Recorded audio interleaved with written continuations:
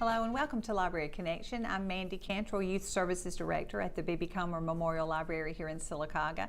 I want to give a big thank you to Robert and TV47 for helping us put these programs on, allowing us to share events going on in the community and things that connect to the library. Today is a great program. I'm excited about this one, as I am most of them, but especially this one because we're talking about safety. Not too long ago, Sergeant Shane Bland, who's joining me today, he did a program for us at the library on active shooter training. Very informative. Shane, thank you so much for being with us yes, today. Ma'am. Thank you for having me. Great. The training you did for us was awesome. And it was a couple of hours, 2 or 3 hours, I think, maybe.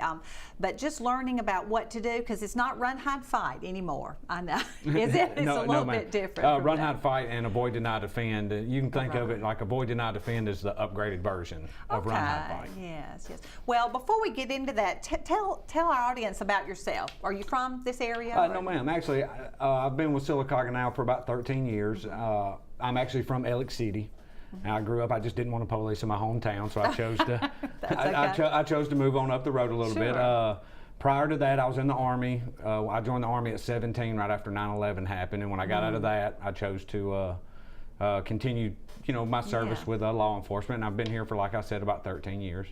And currently I'm the training sergeant for the police department, so what that means is I handle all training needs within the police department. If I don't actually teach them myself, I organize and bring in the instructors and things like that, and organize and handle the logistics side of it. Well, training is very important. Yes, I know we have ongoing training and for police and for us. Absolutely. Like, for example, what you did for us was great. And I want to thank you too for your service in the Army and in the police department. Absolutely. We appreciate what y'all do.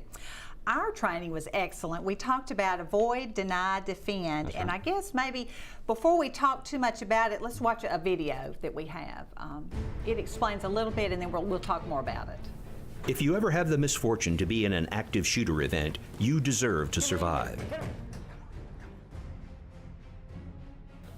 In our research, we have found that the actions that potential victims take during these events are critical to their survival. We have identified 3 options that have proven effective in many events. These are: avoid the attacker,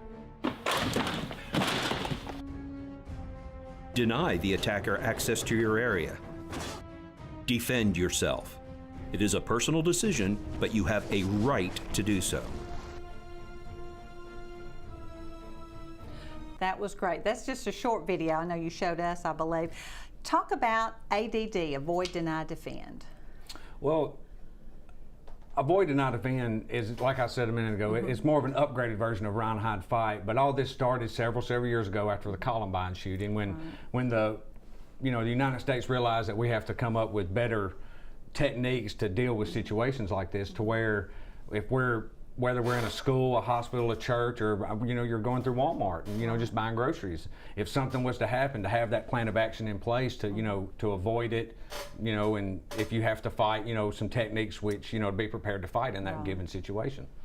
So A is avoid. Yes, ma'am. That's what you want to do first. And always we want you to get out, just like you saw in the video, the man that jumped through the jumped through the thing and just ran away. We always want you to get away. I mean, that's, as long as you're in the situation, you're a potential victim. So if we can get you out of the situation, that's always the primary goal. Right.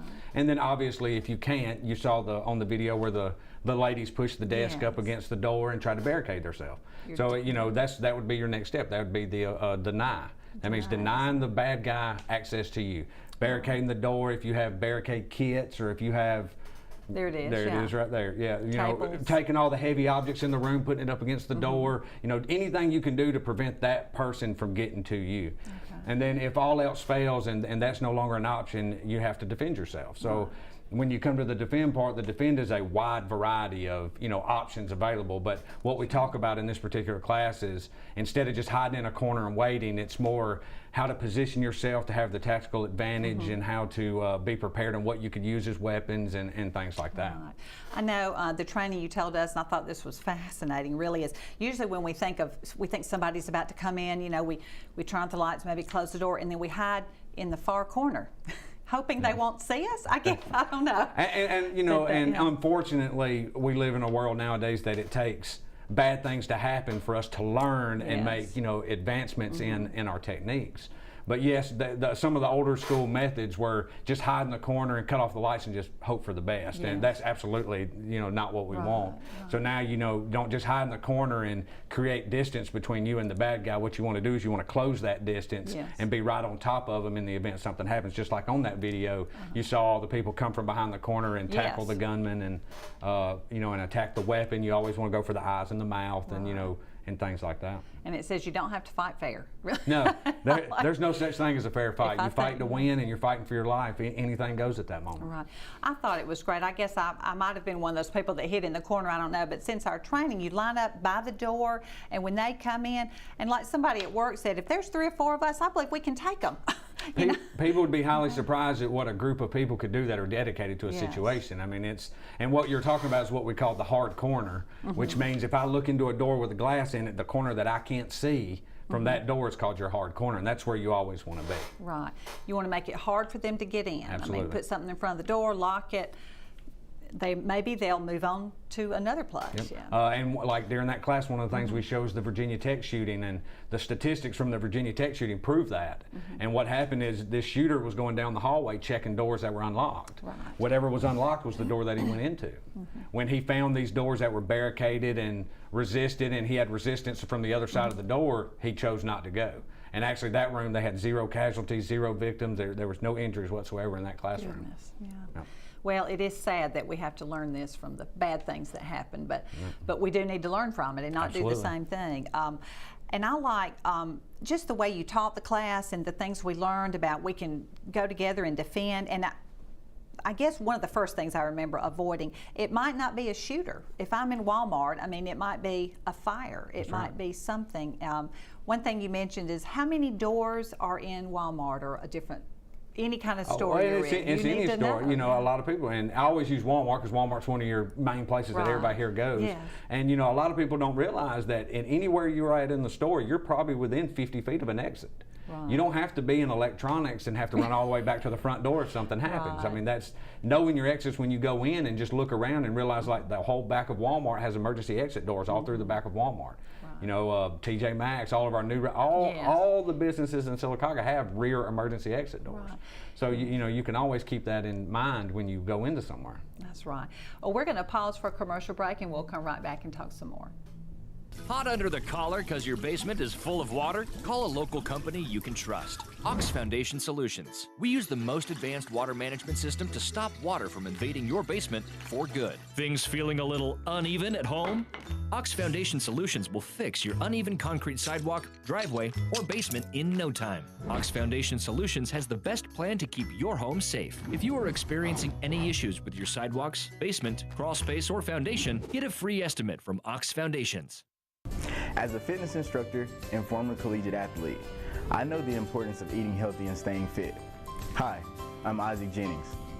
Did you know that free after-school meals are available throughout Talladega County for children of the ages of 18 years and under? Please contact Safe Family Services Center if you would like to know more information. And remember, every meal matters, and it all starts with you. Get healthy, Talladega County.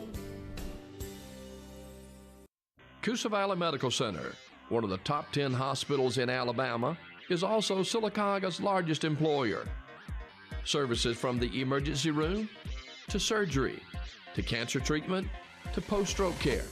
You won't believe what's right in your backyard. It's Coosa Valley Medical Center in Sylacauga. So, if you're sick in Alabama, choose one of the top 10 hospitals in Alabama. That is Coosa Valley Medical Center. Hello and welcome back to Library Connection. I'm Mandy Cantrell. I'm talking with Sergeant Shane Bland from the Sylacauga Police Department. We've been talking about active shooter training and things like that, but I know that's not everything that y'all do, a lot of different things. One thing you told us when you did the training for us, and I was real impressed, I thought, I bet you do this all the time. You said when you walk into a department store, anywhere, a restaurant, you look for the exits. I do. And we should all do that. one thing I've, between the military and law enforcement over the last, several years, I've learned that I want to know where I'm at, and I always want to have a plan of action in the event something happens, whether it be escape, fight, whatever. Fire. Fire. Yeah. And, there's several different scenarios. What if a car drove through the door that you planned on exiting? Having an alternate escape route, in the event that something like that happens. And my wife has even got used to it now. Now she knows that if we go into a restaurant or we go into anything, that I want to sit with my back to the wall in the best position in the restaurant that I can get in at the particular time. And having that game plan of action, if something happens, my wife knows that her job is to get the kids and get out, and then I'll catch up later if need be. And that is your main objective, to protect your family. That's right. I know. That's right. That is great. And being in law enforcement, you kind of, between a rock and a hard place in certain situations, because I do feel I have a duty to act in the event of a certain situation. That's why I make sure that my wife is on board with what goes on, so that way she knows that I may have to intervene, but her job is to get the kids and get out. That way they're not in danger if something was to actually start happening. Well, that's great. I'm sure you've had this conversation with your wife and your children, just to have these conversations before, and so you have some sort of a plan, something to do. And I know we talked about going into a place and looking for the exits. That doesn't take 30 minutes. I mean, you just walk in and look around. Just a few seconds. Most places you go in nowadays, usually if you look up at the ceiling, they'll have an exit sign telling you there's an exit somewhere close by, especially the emergency fire exits and things like that. And the majority of all exit doors will have either a push lock or something like that. They're not locked from the inside. They're only locked from the outside. And so you'll usually, most of the time, you'll be able to get out, from an alternate exit.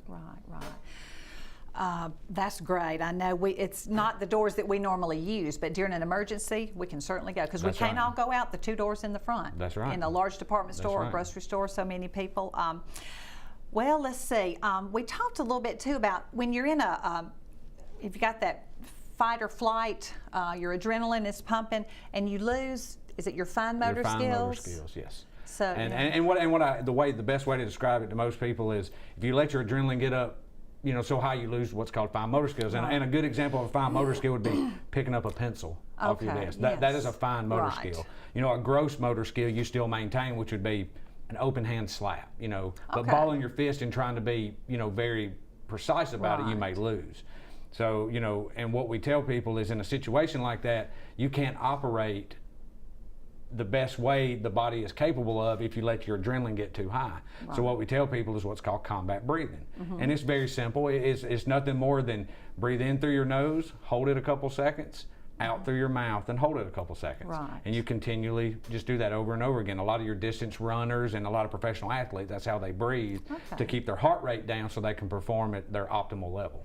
Right. Well, that's a good idea. I tell you, my husband has used that to bring his blood pressure down. Sometimes. It will bring your blood pressure down. And that's right. And you want to be able to calmly think, or as calm as you can be in some type in a given situation. That's correct. Situation. So have the conversation with your family so you know what to do. And we can't all sit with our back against the wall, but be aware that whoever is sitting where they can see the most. And what you do is you make sure that the person, if you go into a restaurant and obviously you can't sit with your back to the wall because it's full. The person that you're with, make sure they understand what's going on, and they can watch behind you, you can watch behind them, and you still get, some kind of focus on, your surroundings and what's going on in the area. Being very aware of your surroundings. Aware of your surroundings, absolutely. I took a self-defense class, and that's one of the things the girl talked about. When you walk out of wherever, Walmart, CVS, or you walk around, just look for just a second, look, and then it only takes a second or two to look around and see what's going on. If you walk out the door and see someone standing there that doesn't look all that right, at least you're aware that person's in the area, and you can prepare accordingly. That's right. It's just making that a habit. That's right. That's what we need to do. That's right. Well, what about neighborhoods? I know we have a neighborhood watch, or in the process of forming a neighborhood group. What do we need to look for to protect our neighborhoods, our homes? That's a broad question too. It is, but it's nowadays, unfortunately, property crime is up, in the area, so it's. What we tell a lot of people, and I'm currently teaching a couple neighborhood watch classes currently, and I'll be glad to talk to anybody anytime about any kind of safety when it comes to that. And what I'm telling a lot of people now is technology has advanced so much.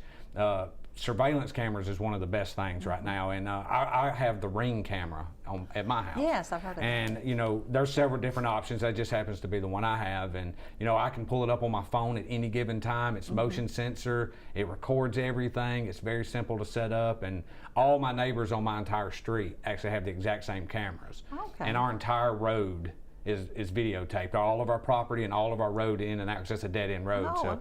so anybody that comes on our road, I promise you, you're under video surveillance. And So y'all got together as a group, maybe, and over the make last sure about year or two, you know, I found out what everybody was using, because we had some problems on our street a year or two ago, and we all decided to get together. That way, if something was to happen at my neighbor's house, I may have video of somebody coming in, coming out, or some additional video that would help the police, you know, Right. catching the suspect. position your cameras so you can catch That's everything right. as much That's as right. you can. Because I have what's called a floodlight cam, so it's a wide angle camera that has, if anybody walks in my yard, it turns on the floodlights and the video comes on. Oh, okay. But I also have on my phone, I can activate an alarm and talk over a PA system at any given Okay. time to, I use it to harass my kids a lot when they're standing out my driveway. So.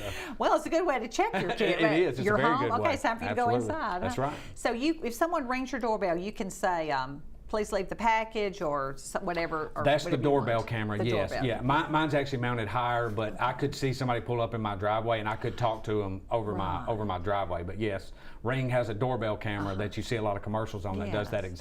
exact thing. That is amazing. Yes. And someone told me it's a one-time charge. It's not a monthly service. I think that monthly service is available for Well, something I think it else, or- depends on the system. Mine is like Depends for on which one camera, it's $10 a year for gosh, online yeah. storage of all my videos for me.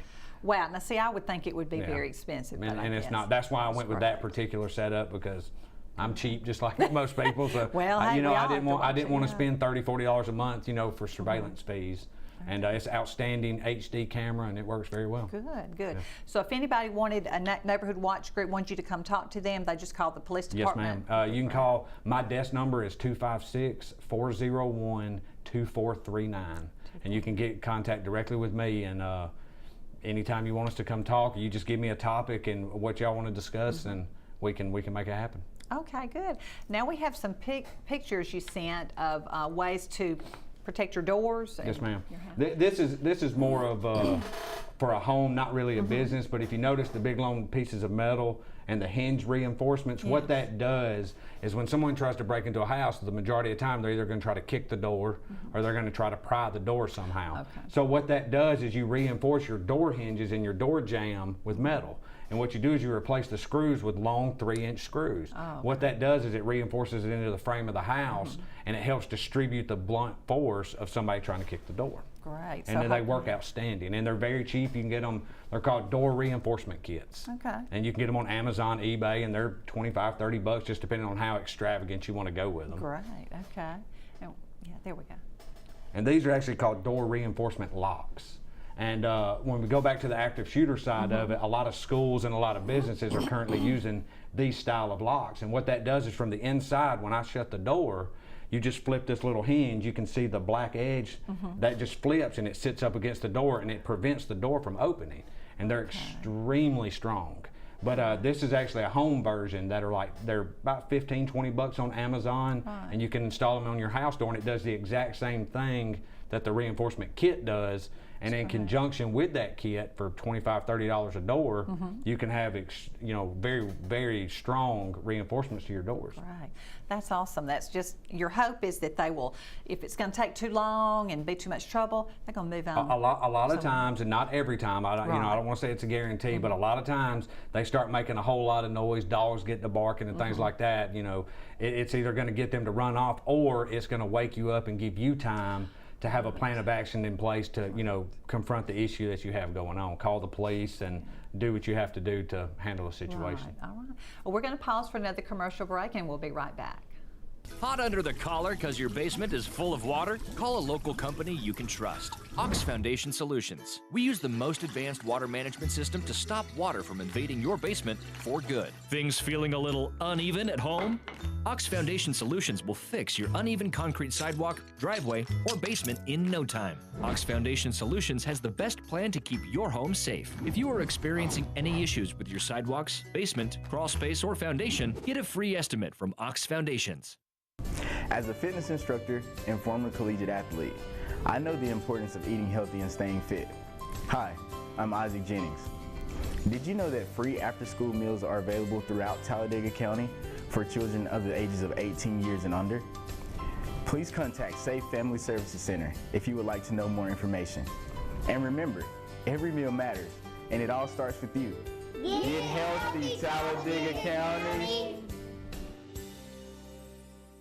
Coosa Valley Medical Center, one of the top 10 hospitals in Alabama, is also Sylacauga's largest employer. Services from the emergency room to surgery to cancer treatment to post-stroke care. You won't believe what's right in your backyard. It's Coosa Valley Medical Center in Sylacauga. So, if you're sick in Alabama, choose one of the top 10 hospitals in Alabama. That is Coosa Valley Medical Center. Welcome back to Library Connection. I'm Mandy Cantrell from the Comer Library. I'm talking with Sergeant Shane Bland from the Sylacauga Police Department. We were talking about protecting your neighborhood, your homes.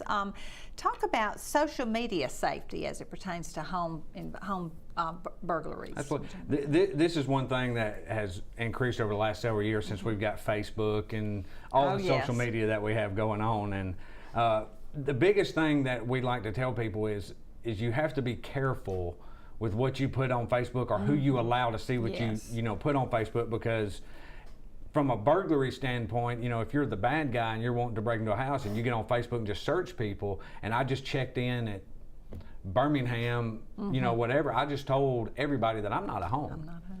And posting pictures of the brand new computer I just got, but yet I leave it open to the public so everybody can see what I'm what I'm getting.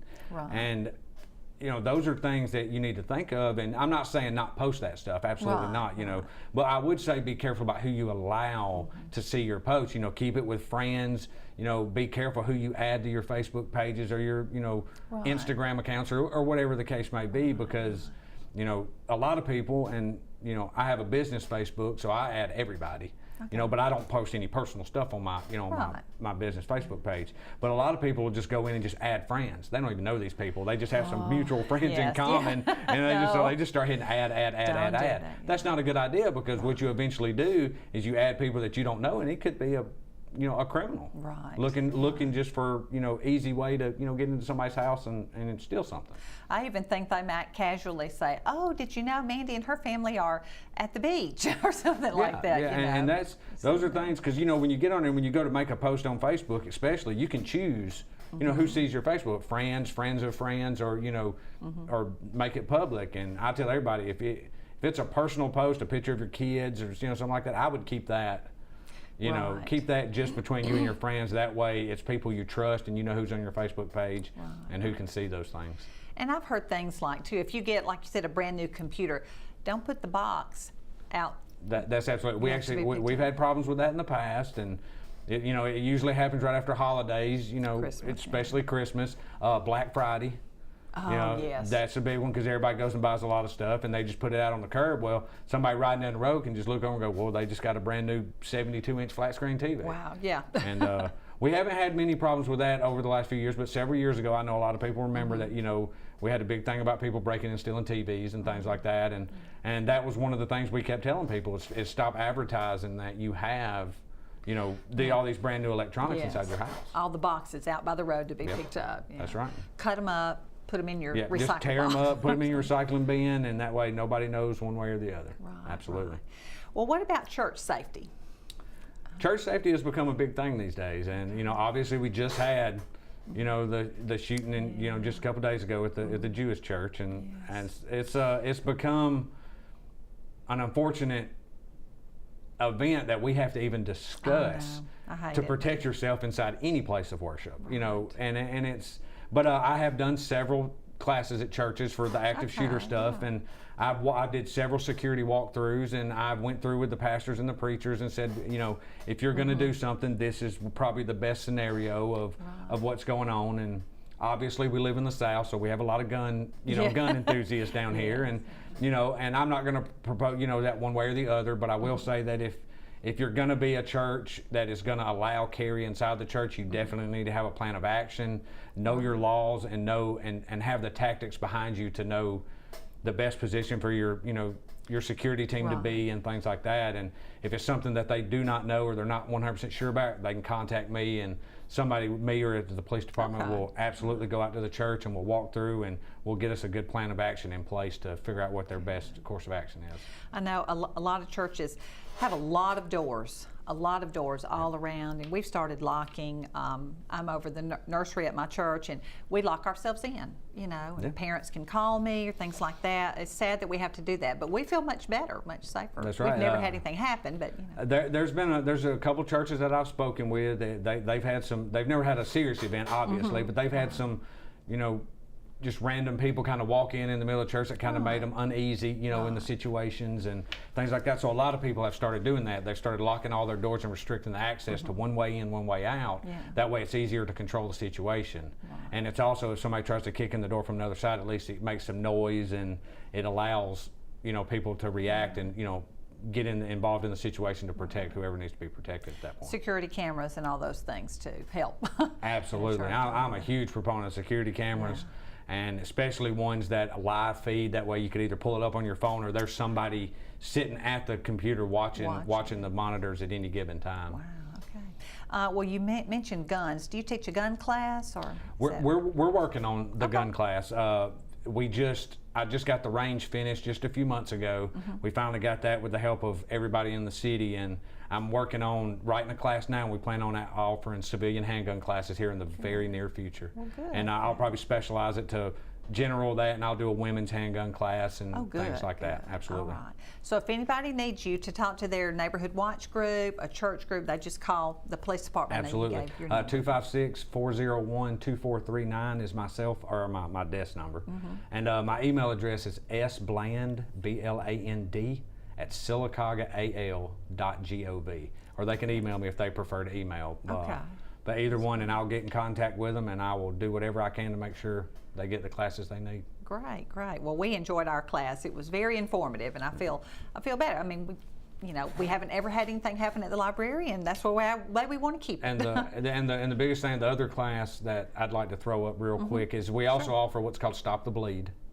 Oh, first aid. And it's I wouldn't necessarily call it a first aid class as more as I would bleeding control in a serious situation until first responders can get there. And why I kind of run that in conjunction with active shooter, if the people have time for that class, is if you were involved in a serious event, whether it be a shooting, a fire, the roof collapses in, and say you have an open fracture and you're bleeding to death, it's how to handle that situation until we can get to you. Because a lot of people don't realize that, like in an active shooter event, paramedics and a lot of fire won't come into the scene till the scene's secure. So it's very possible that you may be trapped or hidden for a long period of time until a first responder gets to you. So it's how to use a tourniquet, how to pack a wound, and how to stop traumatic bleeding until medical personnel get on scene. That's a great class. Yes, great things to learn. Yes, ma'am. Well, we've got just a few seconds left, but I want to thank you for what you did for us at the library and for what y'all, all the police department, what you do for us here in Sylacauga. Well, we sure appreciate it. We appreciate your your work. I know it is not easy. It's very difficult, but we appreciate what you do. And thank you so much for joining me on Library. I appreciate you having me. Great. Thank you for joining us.